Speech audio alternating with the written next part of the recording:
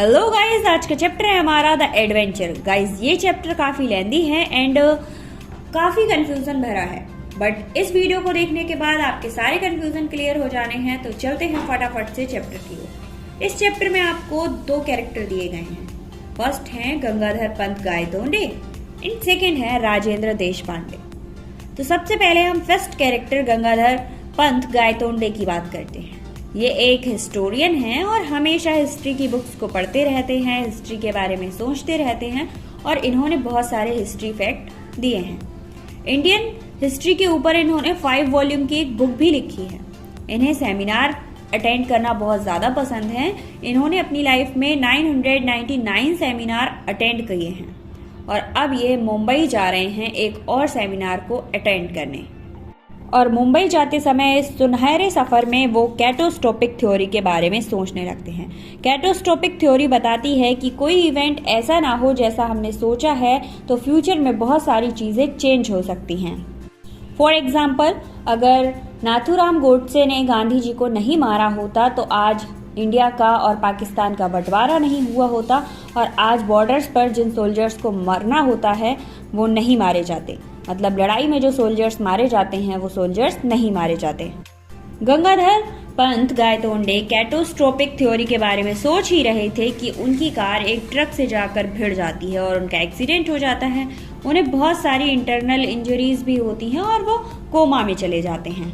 और अब उनकी जिंदगी के चांस बहुत ज्यादा कम थे। जितने चांस उनके जिंदा रहने के थे उतने ही चांस उनके मर जाने के थे। तो बात यहाँ पर ये थी कि जब उनका एक्सीडेंट हुआ था तब वो हिस्ट्री के बारे में सोच रहे थे। अब गाइस, क्योंकि एक्सीडेंट हो चुका था तो उनकी जो बॉडी थी वो तो कोमा में जा चुकी थी, बट उनका जो माइंड था वो अभी भी हिस्ट्री में ही था। वो सोच रहे थे कि अगर जो हिस्ट्री में हुए इवेंट्स हैं उनमें से कोई इवेंट्स चेंज हुआ होता, ऐसा हुआ होता तो क्या होता। क्योंकि एक्सीडेंट के टाइम वो कैटोस्टोपिक थ्योरी के बारे में सोच रहे थे, इसलिए उनके सपनों में हिस्ट्री में वो सारी चीजें हो रही थी जो कि सच नहीं थी।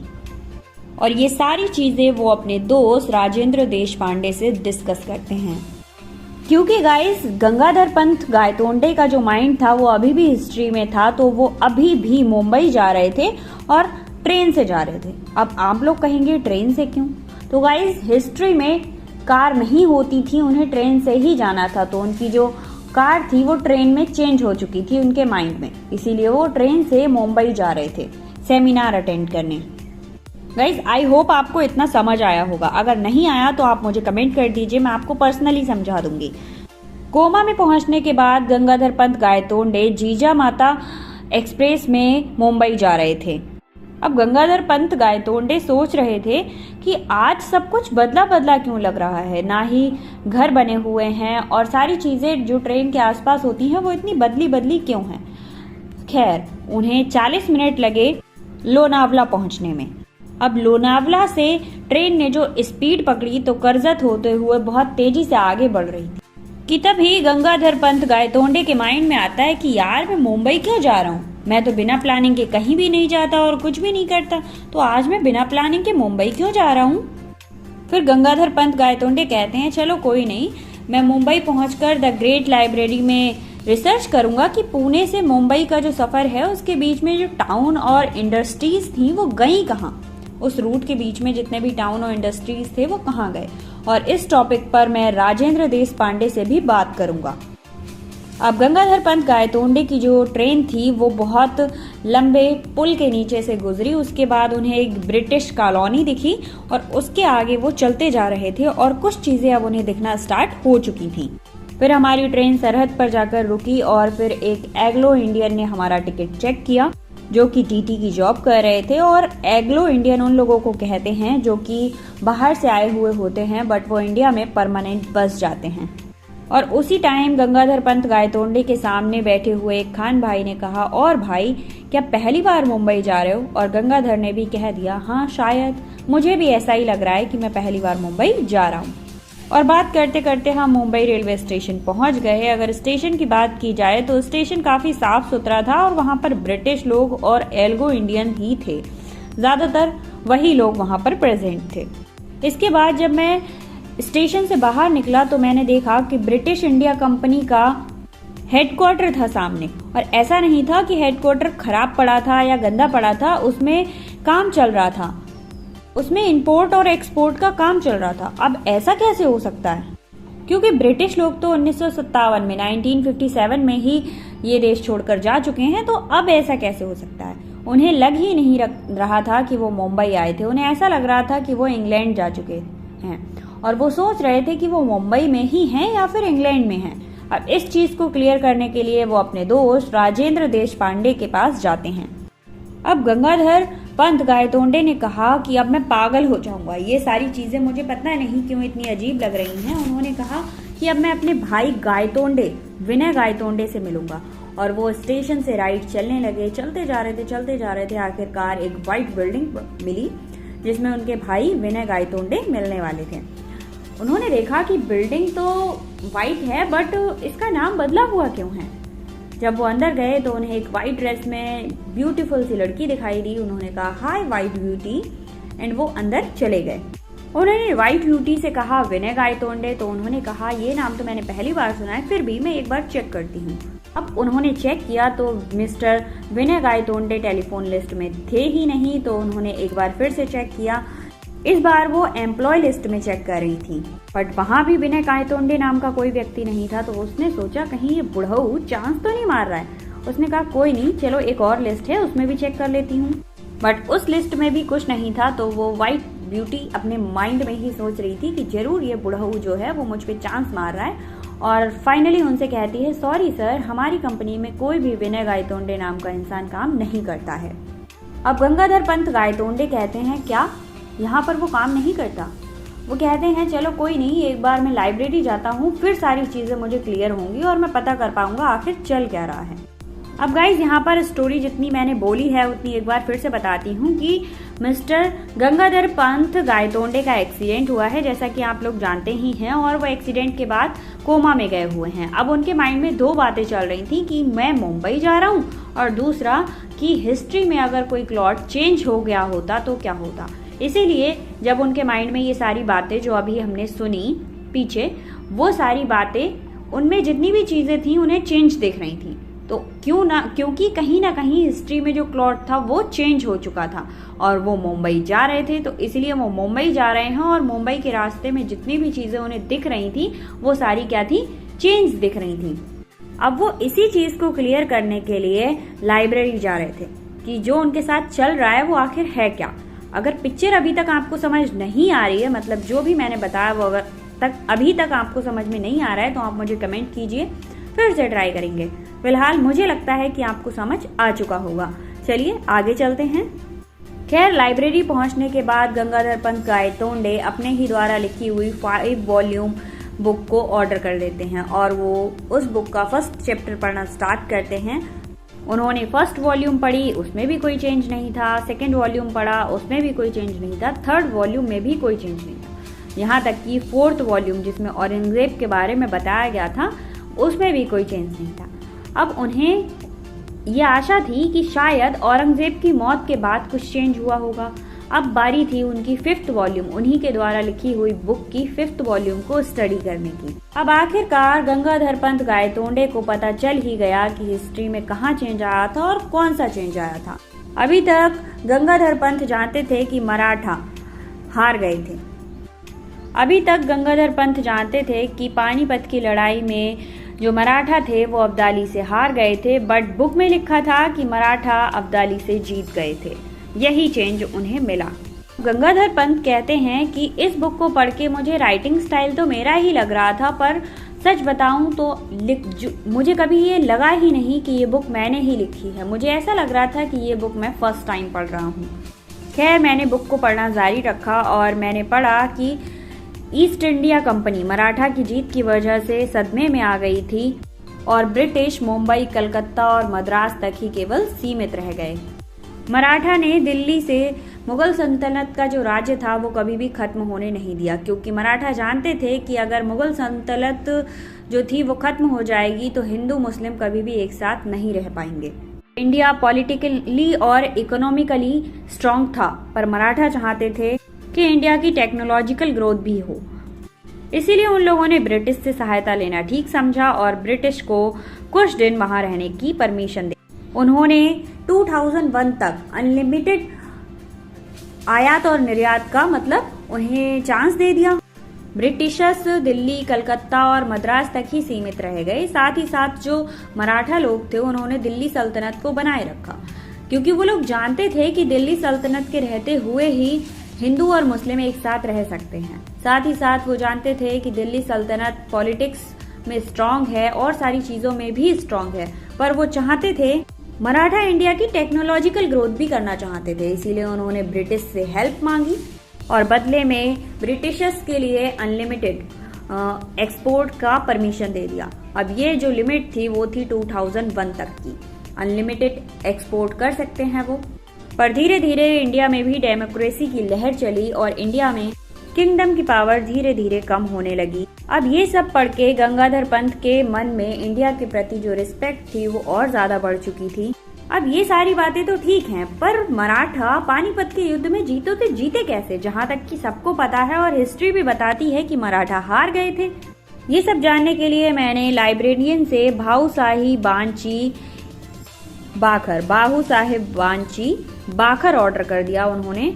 उसमें लिखा था, विश्वास साहू ने अब्दालीस को धूल चटाने के लिए अपने घोड़े के लिए गोलीबारी के बीच में घुसा दिया था और उसमें यह भी लिखा था कि एक गोली उनके कान के बिल्कुल पास से निकल गई। अगर वो गोली उन पर लग जाती तो मराठा ये युद्ध हार जाते। जब ये सारी बातें गंगाधर पंत पढ़ ही रहे थे तभी लाइब्रेरियन आता है और कहता है, सर 8 बज चुके हैं, अब मुझे लाइब्रेरी बंद करनी होगी। और मैंने जल्दी में वो बुक अपनी लेफ्ट पॉकेट में रख ली और ये बात मुझे तब पता चली जब मैंने खाना खाने के बाद अपनी पॉकेट में पैसे निकालने के लिए हाथ डाला तो वो बुक उसमें रखी हुई थी। अब गाइस यहाँ पे मैं आपको बता दूं कि जो भी हमने अभी तक पढ़ा ये सब कुछ गलत था, क्योंकि ये सब गंगाधर पंत की जो इमेजिनेशन है वो इमेजिन कर रहे थे, बट ऐसा हिस्ट्री में कुछ भी नहीं हुआ था। ठीक है, मराठा हारे थे, ये सच है, वो नहीं जीते थे। उसके बाद ऑथर बताते हैं कि उनके माइंड में चल रहा था कि गंगाधर पंत खाना पीना करने के बाद आजाद स्टेडियम की तरफ चल दिए, जहां पर एक सेमिनार चल रहा था पहले से ही। जैसे ही वो पंडाल के अंदर घुसे उनकी आंखें चौंक गई, क्योंकि हर एक समारोह में 3 लोग होते हैं, एक पब्लिक, चेयरपर्सन और स्पीच देने के लिए स्पीकर। बट वहां पर पब्लिक भी थी, स्पीकर भी था। अब चेयरपर्सन कौन था ये बात हमें नहीं पता, अगर आपको पता है तो कमेंट करके जरूर लिखिएगा। अब गाइस बात कुछ ऐसी थी कि गंगाधर पंत जब अंदर एंटर किए तो पब्लिक की सारी सीटें भरी हुई थी और स्पीकर बोल रहा था, बट जो चेयरपर्सन की कुर्सी थी वो खाली थी। और पता नहीं क्यों गंगाधर पंत गायतोंडे को लगा कि ये कुर्सी उनको बुला रही है और वो जाकर उस पर बैठ जाएं। अब गंगाधर पंत गायतोंडे को तो उस चेयर पर बैठकर बहुत ज्यादा अच्छा लग रहा था, बहुत ज्यादा मजा आ रहा था, बट शायद पब्लिक को उनकी ये बात बिल्कुल भी अच्छी नहीं लगी थी। अब वहाँ की पब्लिक चिल्लाने लगी कि चेयर खाली करो, चेयर खाली करो, कि आपको पता नहीं है कि किसी भी समारोह में 2 ही प्रकार के लोग होते हैं, एक स्पीकर और एक पब्लिक। ये चेयर तो सिंबॉलिक है। अब ये चीज सुनकर मेरा जो माथा था, मतलब गंगाधर पंत का जो माथा था वो खटक गया, भाई ये क्या था। अब ये सबको समझाने के लिए गंगाधर पंत गायतोंडे ने स्पीकर से माइक छीन लिया। अब क्योंकि उन्होंने 999 समारोह अटेंड किए थे तो अब उनका जो हर्ट हो रहा था दिल, भाई ये क्या था, मैं इतने सारे समारोह अटेंड कर चुका हूँ और यहाँ पर मेरी बेइज्जती हो रही है, कुछ भी कर लो भाई ये मत करना। तो उन्होंने माइक हाथ में लिया और बोलना स्टार्ट किया। गंगाधर जी ने कहा कि बिना चेयरपर्सन के सेमिनार ऐसा है जैसे बिना राजा के राज्य। मैं आपको समझाता हूँ कि ये कैसे। अब गाइस गंगाधर पंत जी बताते हैं, पता नहीं मैंने ऐसा क्या बोल दिया था कि सारी पब्लिक मुझ पे अंडे, टमाटर, चप्पल फेंकने लगी। खैर आपको क्या लगता है कि मैं इस सब से डर जाऊंगा? मैं बिल्कुल भी नहीं डरा। इतने में ही पता नहीं पब्लिक को क्या हुआ कि उसने मुझे गोद में उठाया और बाहर ले जाकर फेंक दिया। ठीक है, उनको गोद में उठाकर बाहर ले जाकर फेंक दिया। अब गंगाधर पंत गायतोंडे जी राजेंद्र देशपांडे से कहते हैं कि भैया यहाँ तक तो मुझे था याद, अब 2 दिन में कहा था ये मुझे नहीं पता। अब गंगाधर पंत राजेंद्र देशपांडे से पूछते हैं कि भैया अब तुम बताओ आखिर ये हो क्या रहा है। अगर आप लोग भूल गए हो तो मैं एक बार फिर से बता दूं कि राजेंद्र देशपांडे गंगाधर पंत गायतोंडे के बहुत अच्छे दोस्त हैं और ये सारी जो डिस्कशन है वो सब राजेंद्र देशपांडे से गंगाधर पंत कर रहे थे, और ये जो उनकी थी हिस्ट्री में सोच रहे थे वो, जबकि वो कोमा में थे। अब राजेंद्र जी ने गंगाधर से पूछा कि तुम एक्सीडेंट से पहले कर क्या रहे थे। तो जो गंगाधर हैं उन्होंने बताया कि हाँ, मैं कैटोस्ट्रोपिक थ्योरी के बारे में सोच रहा था। अब राजेंद्र देशपांडे गंगाधर पंत को बताते हैं कि अब मुझे समझ आया आखिर हुआ क्या था। क्योंकि तुम कैटोस्ट्रोपिक थ्योरी के बारे में सोच रहे थे, इसीलिए तुम्हें ऐसा लगा कि कोई जो इवेंट है हिस्ट्री का वो चेंज हुआ होगा, इसीलिए तुमने जो पानीपत का युद्ध था उसमें मराठा की जीत मान ली, ठीक है, जबकि वो हारे थे। अब यहाँ पर क्या था, तुम्हें लगा कि जब तुम रास्ते में जा रहे थे तो वहां पर ब्रिटिश कॉलोनी ये सब कुछ होना चाहिए, वो नहीं था क्योंकि मराठा हार गए थे। ये सब चीजें तुम्हारे माइंड में चल रही थी क्योंकि तुम कैटोस्ट्रोपिक थ्योरी के बारे में सोच रहे थे। अब गंगाधर पंत कहते हैं कि अरे, हमारे सो कॉल्ड राजेंद्र देशपांडे भैया जी का मानना है कि मैं कोमा में पड़े पड़े सपने देख रहा था। गंगाधर राजेंद्र से कहते हैं चलिए कोई बात नहीं, पर मैं तुम्हें कुछ ऐसा दिखाऊंगा जिससे तुम्हें यकीन हो जाएगा कि जो मैं कह रहा हूँ वो फेक नहीं, वो रियल है। वो कहते हैं कि जब मैं लाइब्रेरी से बाहर आ रहा था तो मैंने बताया था ना कि एक बुक मैंने अपने पॉकेट में रख ली थी और मैं भूल गया था। बेटा, वो बुक तो मैंने वापस कर दी थी, बट उससे जो नोट्स बनाया था ना वो अभी तक मेरे पास है और रखा हुआ है प्रूफ के तौर पे। इसमें साफ साफ लिखा है कि मराठा जीत गए थे, कैसे जीते थे।